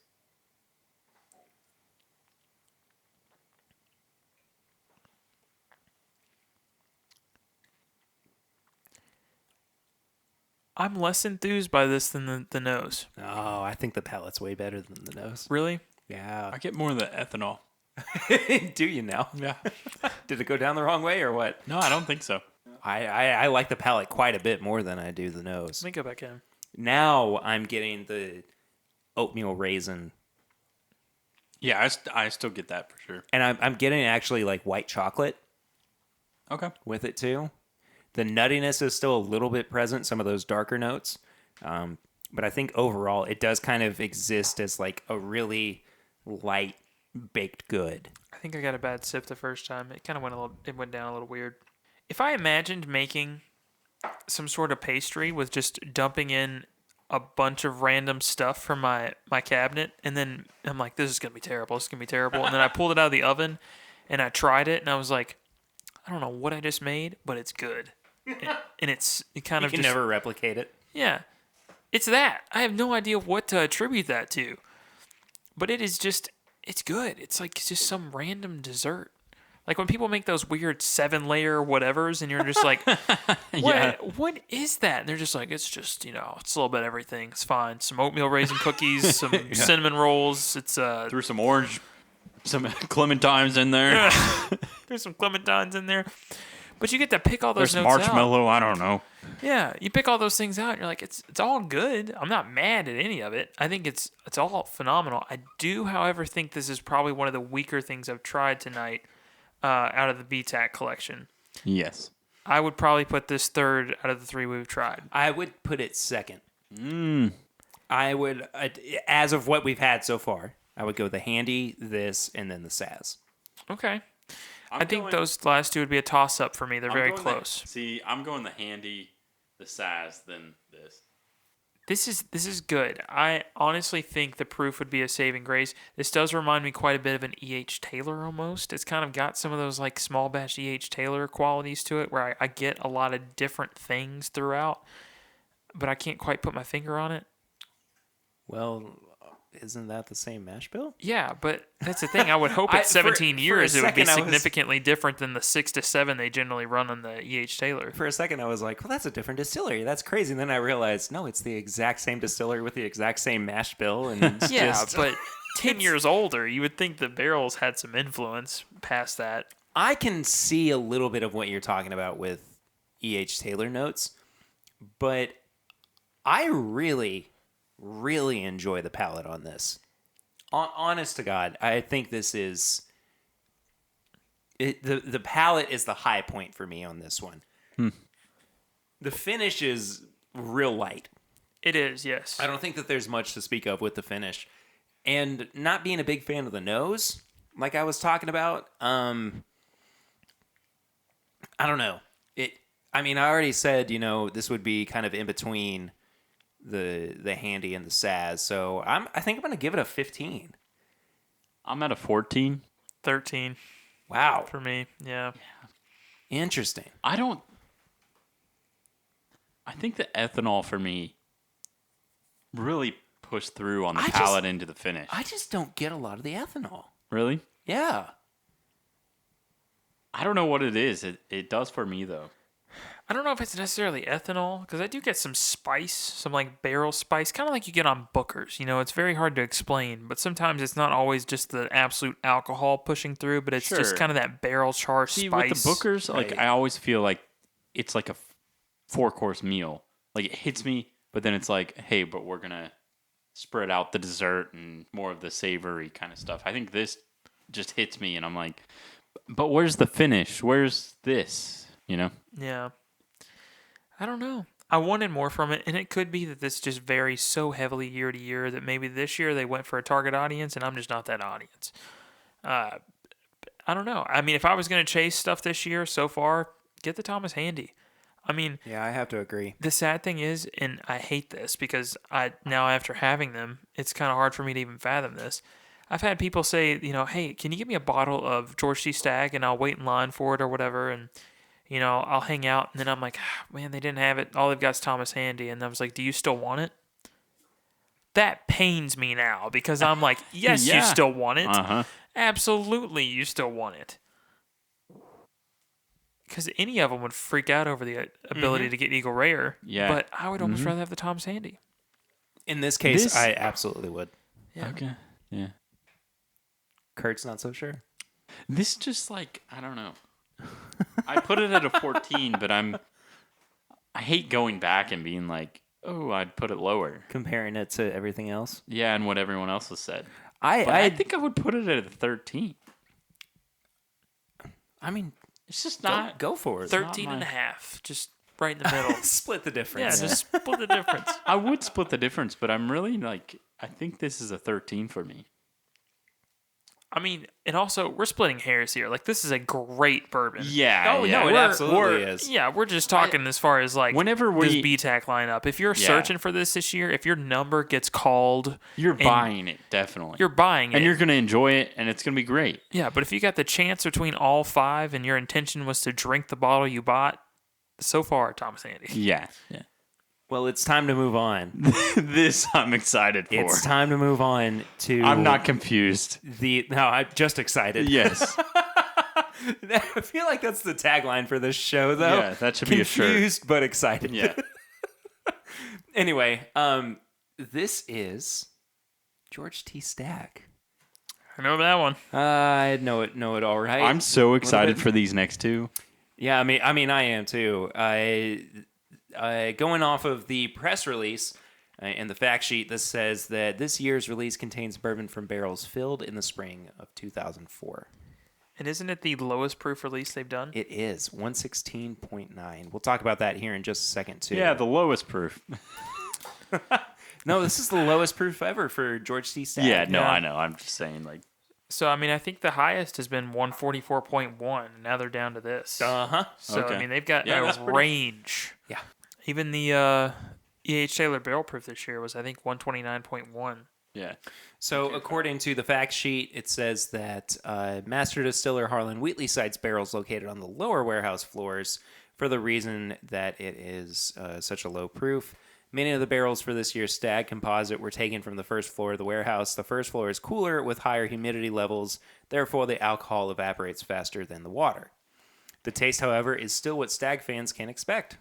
So we'll see about that. It's definitely got the Stag nose. Curtis has I'm just- the biggest smile, but is remaining silent. It's just so good. Whoa. You know, Heartland did a very bold move, putting out a very low proof Stag, because this has been like this'll kick you bourbon for the longest for me. It just purely based on the nose. Kudos to him, man. Oh my gosh. That's kind of a move. This is what you to want. make. I think I need a moment. Yeah. Can you guys leave the room? Wow. And as I keep going back to nose it a little more, the more I'm getting. I'm getting so much on the nose there. Like, I'm even finding... So, there's those traditional, like, Stag notes of the oak, which is usually pretty prominent, along with the heavy caramel and everything. But It has more of the fruity kind of notes. I was going to say, I've kind of found, like a rose note. Mm-hmm. I got so excited I drank it. Swan. Swan, did you drink it all? No, I know. I'm He just shot saying. He shot it. He shot it. He just shot Stag. No, he didn't. It's No, just he didn't. He's fine. quintessential Stag. It is. I don't know how to explain it. It has such a defined nose. The finish. It's going in so many different directions. Oh my gosh, that is so good. It starts as kind of a brown sugar Okay. cookie. Please tell. Oh, I was going with more of a brown sugar like cured ham. Oh no, I definitely can see that. Whew. All right, hat's going backwards. I'm Harry's strapped in. He's all ready. in on this one. He's ready for his Pokemon battle. All right. Choose you, Pikachu. Like specifically. Yeah, I'm getting so that it ham. does start kind of savory with those brown sugar notes. But then it starts going a little bit citrusy. I mean, there are definitely orange peel notes in there that I'm picking up along the way. There's mint, too, kind of towards the middle to back end of the palate. Yep. And the back end of the palate is really, I think, where this kind of shines. But the finish is like a firework. This is just like. Have you ever burnt a little bit of brown sugar? Mm-hmm. It's got that to it. It's got like a marmalade thing going on to it, and then just like a little bit of a cinnamon kick at the end. I love this. This is good. I love this. This is really good. Okay. Compare it to last year's. Better. Yes. 100% better. I there's no question for me. I think this is... I prefer last year's. How so? This is different. The last year's, I remember explicitly saying it was the best pecan pie I've ever had, and I love pecan pie. See, last year's was the best pecan pie. Mm-hmm. This year was the best Thanksgiving dinner. You are correct, but you know what? I would skip the turkey in a heartbeat for pecan pie. So, Ooh, see, I enjoy the turkey, the gravy, I'm a and the mashed savory boy. potatoes, man. nope. I've been counting carbs and calories all year. I'm gonna eat an entire pecan pie, and no one's stopping me. Okay. It's not happening. Yeah. So all right. I feel like get I it. would prefer last year's. That is going to be a very distinct difference, though, because there are people, again, that prefer the savory, and there's people that prefer the sweet. And me being an Elijah Craig Barrel Proof fan, I tend to lean sweeter because I love the baked goodsiness. Okay. However, this is, as far as savory bourbons go, top notch. Easily the best I've had this year, savory wise. This might be the best savory bourbon I've ever had. So we are lucky enough to have a little bit of the 2018 Stag sitting around too. So I figured we'll just share a little glass and Swan. Initial nosing, not a whole lot of difference. No, but it's leaning sweeter instead of savory, even on the nose, but very, very slightly. Yeah, I am getting just a little bit more ethanol on the 2018 nose. Well, for the proof, I would kind of hope so. I mean, isn't No, it like absolutely, you would yeah. have to. 10 more? I mean, last year was 124.9. Yeah, And this so year's it's- is 116.9. Yeah, 8 more. You know. Yeah. Oh, it comes through on the palate, though. The proof does? The proof does. The proof does? The proof Your does. initial assessment of Thanksgiving dinner versus pecan pie? Yes. on. Thanksgiving dessert. Yes. Oh, It it's really comes much through sweeter. on the finish when it has that little slight bit of dryingness on your tongue and it's kind of really sat there for a second. That's when that dessert hits. Yep. That's all I mean, I've said all I can say. Great assessment. Love that. I think that's it. I think that's it. It's the difference between Thanksgiving dinner and Thanksgiving dessert. Shoot. I like the nose on 2019 better. I think I actually enjoy the nose better on the 2019 one, but the palate finish, I give it to the 2018. But that's a very specific preference that you can narrow it down I go to. 2019. Oh, you can definitely taste the proof on the 2018. Mm-hmm. Like brown sugar cherry pie all the way. Yeah. No, Yeah. definitely on the 2018. That is wild. If you're looking for savory, you found it on the 2019 one. 2019. If you're looking for, dessert, 2018. 2018. Yeah. I've got to go 2019 on this one. Me personally, 2019. I mean, if you don't want the And- rest of that 2018 bottle, I mean, it's a Okay. preference of mine. All right. Swan, go So- ahead and flap away. Okay. Okay. So rating wise, what do you give? This is my favorite out of what we've had so far. Yes, by far for me. It might not have the best nose, but as far as palate and finish go, I think it's the best out of the four we've had so far. And taking value into consideration too, or price, I mean, I don't know if I can give it anything less than a 17.5. I'm edging towards an 18, but I mean, a 17.5 is, Yeah. I'm giving it a 17. yeah. Okay. I'm giving 18 and a half. Wow. Golly, where are you deducting the points from? Where am I? 3, Not many. 1.5, yeah. But I'm curious, what category do you feel was lacking enough to? I think what was lacking the most was the nose. Okay, so did you give the nose a 4, and then price like a 4.5, something like that? Yeah. Okay. I think the can see nose that. is where it falls, I mean, the slightest bit short. Whereas I just wanted more of a sweeter note, more of like what we were talking about on a pecan pie or a cherry. Yeah. Kudos to Harlan, man. Him putting out a lower proof stag and just knocking it out of the park, that's great. Yeah. Because I know there's people that are like, well, I'd really like another hazmat. Well, and he's looked at it and he's like, I'm going to put out the best stag product I can put out. I love that mindset. Even if it's not going to make people happy initially. Yeah. But as soon as I get this bottle, I have a feeling they're going to be, oh, you know what? Good job. But that's what you're supposed to be doing, is putting out the best product that you can. So, yeah, I mean, he that's is true. He's ticking all the boxes. He is doing in this exactly case. what he's supposed to be doing. We have one left. This is the one that I think we've all been waiting for. I have had this before. I was fortunate enough to have this at Southern Whiskey Society. I didn't know the age. I didn't know the proof on it at that point.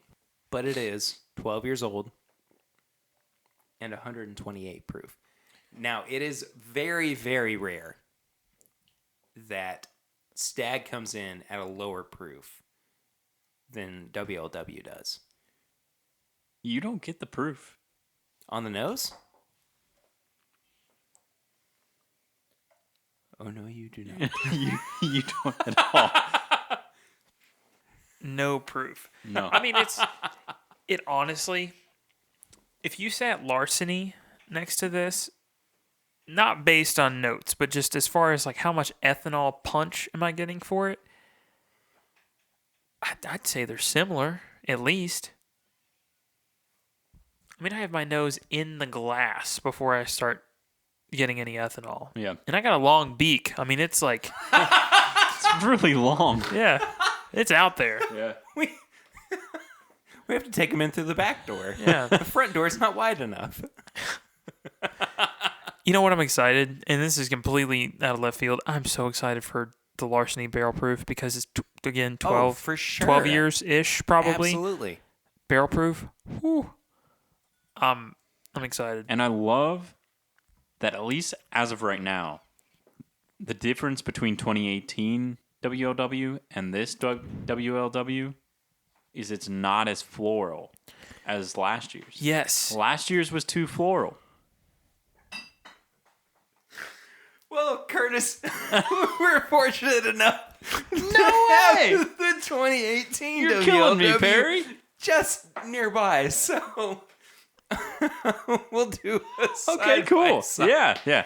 I don't Dadgummit. I don't think that my assessment will change. Perry's like the best crane machine you've ever seen in an arcade. Yeah, He just turns around and he's like, Yeah, by yeah. the way, we do have that stuffed bear you wanted. And he just pulls it out and Yeah. plops it on the Let's see table. what's for you. behind door number 1. There we It's, go. oh, no, it's a busted car. Yeah, it's It's missing WLW. all- Yeah. It's missing 3 out of the 4 wheels. I've not even tasted this yet. I should probably do that. Swan, you just spread your Swan just got real comfortable. and real comfortable and real quiet. Yeah. He said, I'm going to need a moment. I'm legitimately trying to think of something that I've had What this the year that's heck? better, and I'm coming up blank. No, this is the best bourbon I've had in 2019. Yeah. I will look. I'm not going to try the the Van Winkle collection, No. but out of everything that's come out this year, this is the winner. Tried and true. For me, it's really, really close to the stack. Really? Yeah. Can I try something? The best rated thing I've had this year has been the Elijah Craig C919, and I don't know when I'm going to get the chance to do them side by side. Go for it.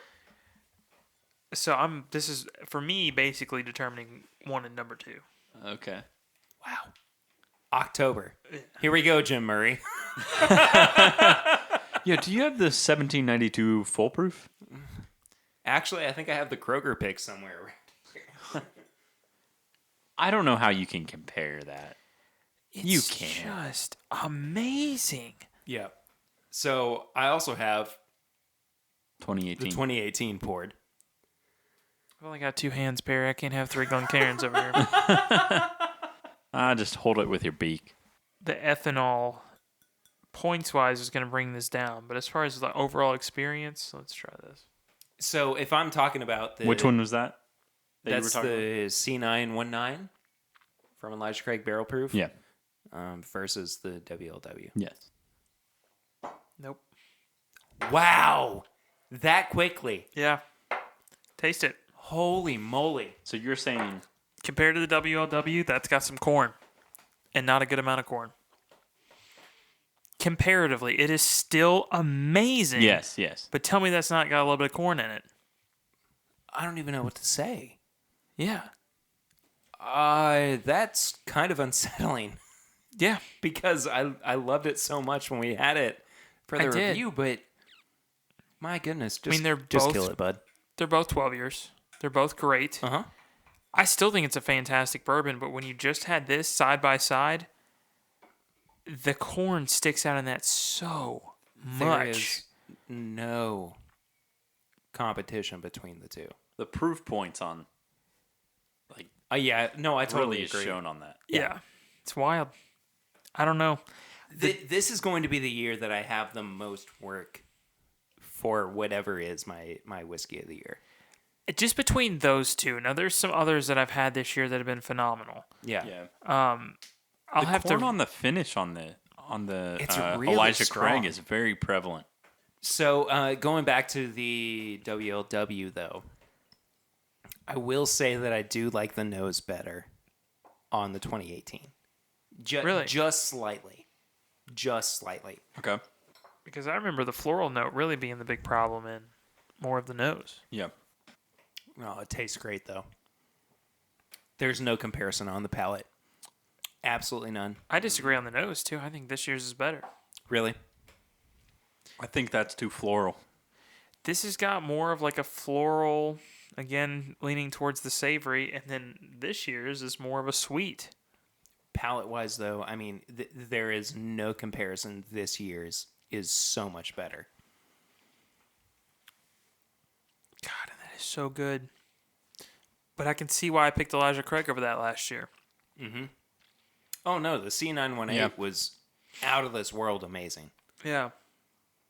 And I still know where there's a store that I can pick one up. No. So, yeah, You're no, kidding. I'm not kidding. No, I saw it the other day. Oh, yeah. No, this year's. This year's is absolutely spectacular. Can I go out of the gate with just an absolutely absurd ranking on this? I am going to give it one of my highest scores of all time. 19. I'm going to agree with you. 19. Yep. This is 19. amazing. Yeah. I cannot not call this my bourbon of the year. Yeah. Oh, yeah. And I mean, I know that it's allocated. I know that it's everybody's going to go, I can't believe they're doing it. But this is the best bourbon of 2019. Yeah. No, I'm extremely happy to know that the two easiest things to find as far as like actual bourbons in the BTAC collection are the two strongest, in my opinion. Yeah. So if you're waiting in line for a BTAC release and they've got 10 bottles of Eagle Rare and they've got 8 bottles of Sazerac and then they've got 50 of the Handy and 100 of both of the WLW, don't get discouraged because the two biggest ones that you would want to get, at least in my opinion, out of this grouping, are the easiest ones to get. Yeah.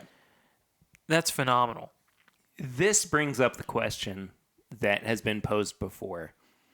What does it take for a perfect score? For me, that would have to be a little bit cheaper. I think, honestly, that got almost near perfect marks on everything. 4.5 on Yeah. price, and if I had to dilute anything from it, at 4.5 on the nose. I think the only nose that I've... And even then, no, the nose Yeah, is I mean, it's- fantastic. yeah. Maybe the finish, just because I think the Booker's kitchen table finish was Jeez, probably man. just as good, if not better. This nose is just stupid good. Yeah. Yeah. I think for me, it's the finish. The finish, yeah, because I want some more of that like honey drip quality, but even then, it's so viscous. Yeah. I mean, it's just phenomenal. I don't know. I don't think you can get much better. And it mean, just you can't. for it to like side by side the Elijah Craig barrel proof and just be not even in the same ballpark is nuts for me because I generally go crazy for the Yeah. Elijah Craig barrel proof releases. I mean, I've literally got a shelf at home that's nothing but Elijah Craig barrel proof. Yeah, but this I would take over. The 1.9. I think I'd take it over everything they put out this year. I would totally agree. And I would have to say that the Elijah Craig Barrel Proof has been the shining star this year as far as releases because Booker's has not been up to par for me personally. But again, I mean, and I've said that the Shiny Barrel batch has been maybe my favorite so far. Yeah. But I mean, the WLW definitely a first, but Shiny Barrel batch distant second. Okay. I mean, distant second. This is and So one of the things that I've been thinking about a lot recently is how wheated bourbons differ from rye bourbons, right? So rye is the flavoring agent. Okay, when it's introduced to a bourbon mash bill. But when you're tasting sweetness in a wheated bourbon, it's not that you're tasting the wheat, you're tasting the absence of rye. Yeah. So what is it about this mash bill that is allowing for more flavors Honestly, to be introduced? I just don't understand. they've got so much Weller, Pappy, aging. I feel like he gets to just cherry pick something that like the barrel has really, really influenced the stuff that's inside of it. And with as much variety as he has, this could have been a grouping of 6, 7 barrels that just he couldn't explain. Yeah. And it's just great, and he needed to put it out as he discovered it. That's perfectly fine for me. Again, I don't need to know the reason behind it because this is phenomenal. Yeah. I mean, I would pay easy. I would consider this is how much I love this bottle. I would consider paying secondary for this. I'm kind of edging towards that as well. Yeah. And that's nuts. Not full secondary. I've seen some people put it for $800. That's insane. But like $350, $400, I think it could be worth that to me. The score would go way down, but at $99.99, if you don't pick up this bottle to take it home and enjoy it, You're crazy. you're nuts. Yeah. I mean, You're nuts. If we're going and waiting in line, this is my number one pick, Yeah, honestly. easy. I would leave Eagle Rare on the table to grab a bottle of this. I really would. It's so hard to score at anything lower than a 19. Yeah, it's phenomenal. I mean, I think I'd even take this over the C918, which is saying a lot for me.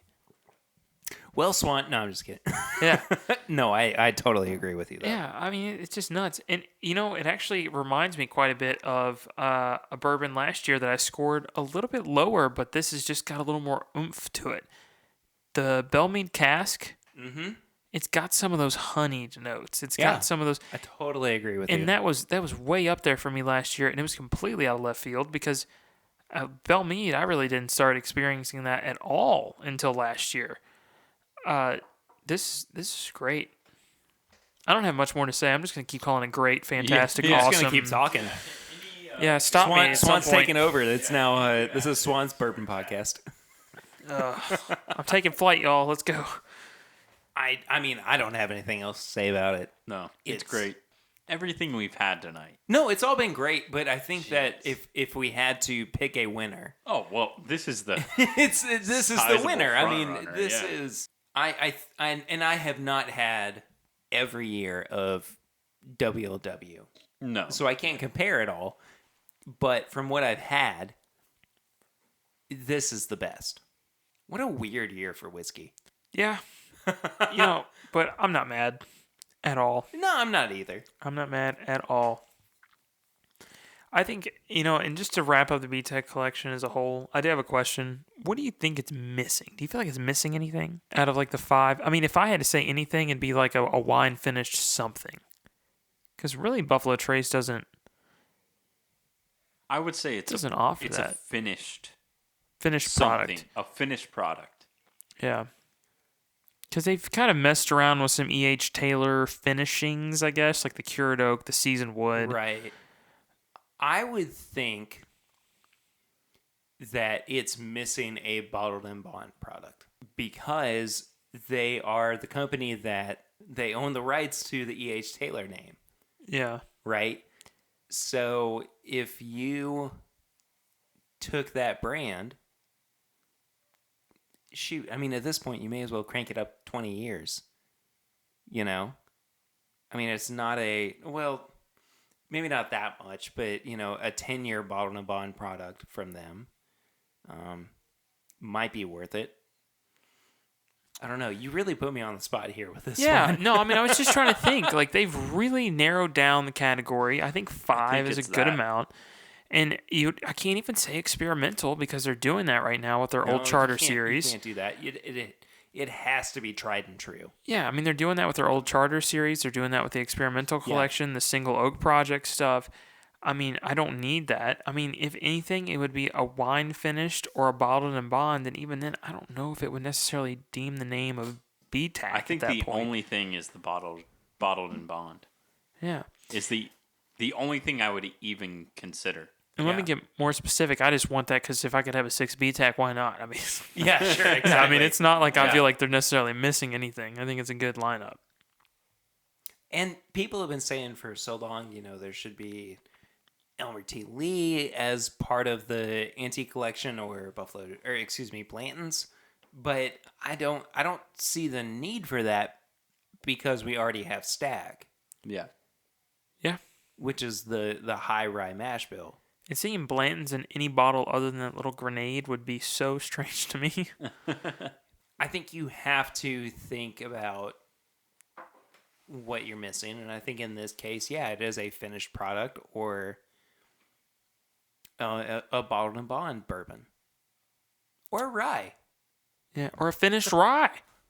Let's just keep throwing stuff out there. I have to think on this a little bit more. Yeah, that's a good question.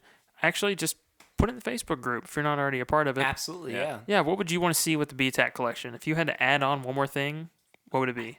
Or tweet at us at My Bourbon Pod. Yeah. So, yeah. I think it's the BIB. I think so too. Yeah.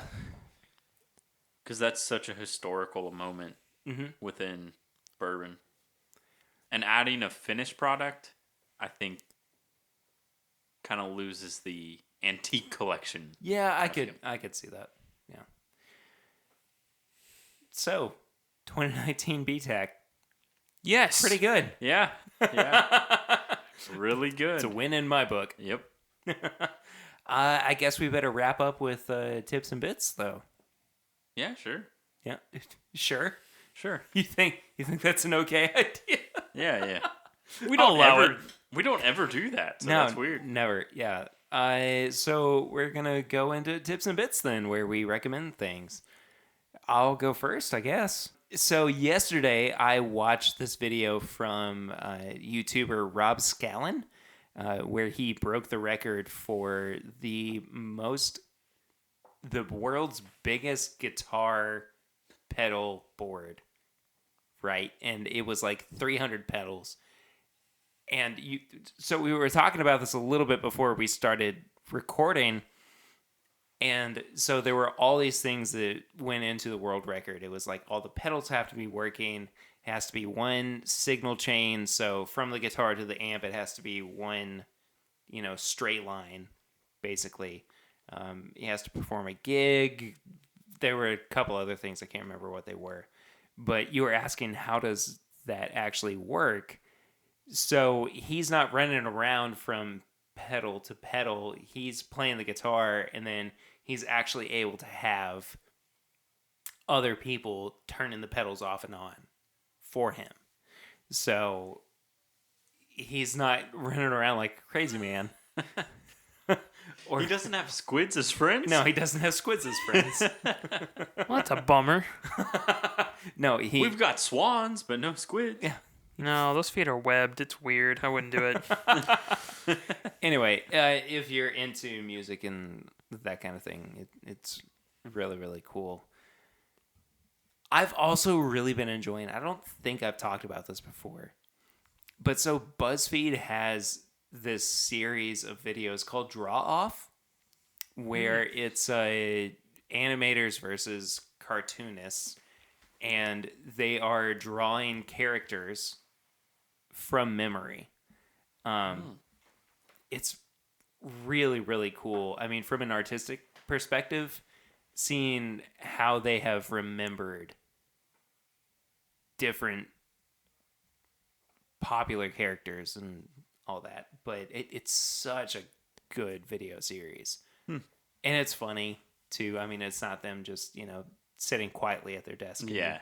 It's kind of a challenge, but... Did you ever watch Bob's Burgers? Did I ever? I love Please tell me. Bob's Burgers. Yes, of So course. to watch the I Halloween still watch episode? it. The episode where they have like 60 Yes. something artists just do. Yes. Oh my gosh, so good. Brilliant. Yeah, so amazing, terrifying as well, because I went to the bathroom at the beginning of the episode and I came back and I was like, What oh happened? my God, what was in my drink? Like, I'm so Just get confused. roofied? Yeah, No. phenomenal. And that's, again, kind of like how they kind of remembered those characters. It Yeah. was weird. Absolutely. I liked that. So for mine it's Halloween. Spooky dookies. Spooky dookies and spooky season, bud. So all I've got to say is it's Halloween. Go watch some Halloween movies, some classics. You know, you got The Shining, you got Halloween, you got like all of those kind of movies. Nightmare on Elm Street. Like, go watch all of those classics because they're phenomenal. The Shining is good because there's a sequel. Dr. coming out. Sleep. Yeah. Yep. Oh, it looks so good. I know. I'm very excited about it. Not confused, but excited. Swan, you go. I have another one that I Yeah. just removed. So that's all I've got to say. But, Is yeah. it's Halloween. Get Watch your spooky Halloween. on. Yeah, get your spooky on. Yeah, I've actually been watching. So I got rid of. Been trying to save a little money, so I got rid of my accounts on most things, but I've been getting into YouTube, just trying out different YouTubers and stuff. Shane Dawson just put out a huge series on basically the behind the scenes into the makeup world and how ridiculous it is. And it's not The something. makeup world? Yeah, it's not something I thought I would Interesting. enjoy. It is wild. It is absolutely wild how cutthroat and like that environment is. And he basically has decided that he's going to put out like this one specific type of, like a palette or whatever. And it's kind of out of the way for him. He's never done that before. He wants to show it from start to finish. And just the entire process on this documentary he's doing is nuts. I mean, they show everything from like initial product testing to doing the first conference call, trying to set up deals with people that are going to carry it, to the profit margin, to everything. So if you're even slightly interested in the business aspect of anything like that, you get to see every aspect. It is insane. And the amount of money that comes out of that is nuts. I mean, just the last video alone was titled The $20 Million Deal. Holy crap. Yeah, and you're like, excuse me, how much? What? Yeah. And it's nuts. And he partnered up with Jeffree Star, who's a controversial figure, but in this you kind of see him in a different light, and it's interesting. It's very interesting. It's worth watching, even if you don't think it's necessarily going to be your thing. Speaking of watching, the HBO series Watchmen started last night. I have not watched it yet, but I don't know if I've talked about this before.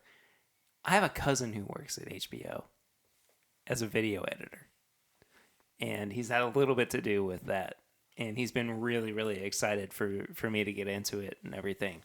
So I am super duper excited for Watchmen on HBO. Everything that I've heard is that it's incredible.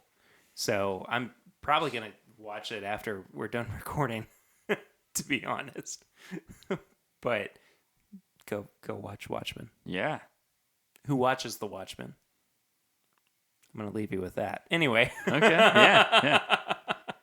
Clearly, you guys, it doesn't matter. Yeah. Anyway, Yeah, thank you all so much for listening to this long episode. I feel like we covered a lot of ground here between news and reviews and all that stuff in between. Curtis and Swan, where can people find you on social media? On Instagram, you can find me at KurtCon, and on Twitter, Kurt_Con15. I'm on Instagram and Facebook at My Bourbon Finder. All right, easy peasy. Yeah. If you want to follow up with me, I am at PRitter1492 on all social media channels. If you want to follow the show, it is at My Bourbon Pod on Instagram, Facebook, and Twitter.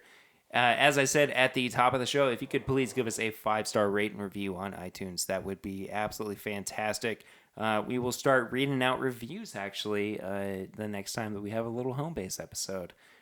So get those in as soon as you can, and we would love to hear from you. It means a lot for you to take a little bit of time out and tell everybody what you love about the show. If you have not joined our Facebook group yet, as we mentioned earlier on, head to facebook.com and search for This Is My Bourbon Group. There's just a couple of questions to make sure that you're not trying to spam us or anything, and we'll allow you to be a part of a really, really fun community. And a growing community. A growing community, indeed.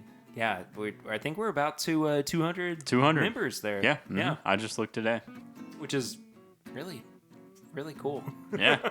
Keep it going. Yeah, please. Bourbonshop.threadless.com is where you can find all of our apparel and merchandise.